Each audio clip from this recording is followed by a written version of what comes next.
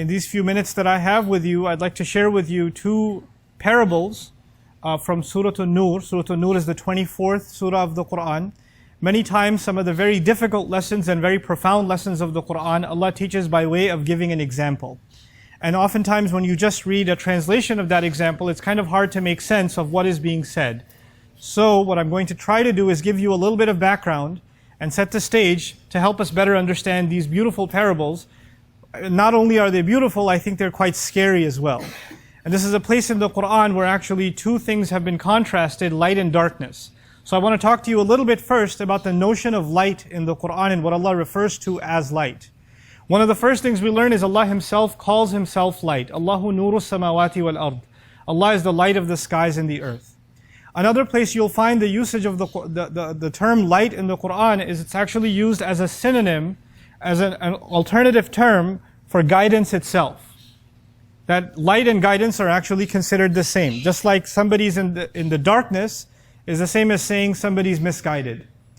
The opposite is also true. Somebody's in the light or somebody has light is actually to say that somebody has guidance. It's also important to note that this light Allah describes exists inside the hearts of people.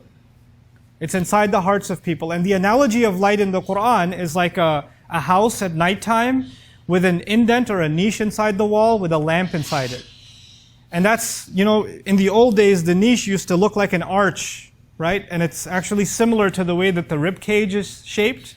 And the lamp in that example is actually a parallel for the heart itself. And so a lit up lamp is like a lit up heart, whose glass has to be clean and all of that. But in any case, just the point I was trying to make first and foremost is that the idea of light is, in the spiritual sense, is something that lives inside our hearts. The reason that analogy is important is because light doesn't stay inside, light goes outside, right? So if there's a lamp, its benefit is not only limited to the lamp itself, it illuminates its surroundings, doesn't it? And so if somebody has true guidance inside of their heart and a true faith inside of their heart, they're not only going to be the ones that benefit, everybody around them is also going to be illuminated as a result. And as a matter of fact, light only truly gets appreciated when you're in the dark. In other words, our faith and our iman is only really put to the test, and really its benefit comes out when we are surrounded by difficult circumstances, when we're surrounded by misguidance.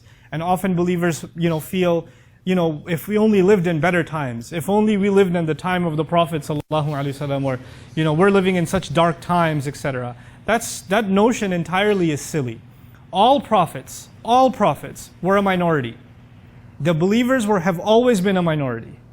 And the majority of people around them were in the darkness. And so when you say, I wish I was living in those times, you're not wishing for anything much different, maybe even wishing for something much tougher. Right? So that's the first thing I wanted to get out of the way.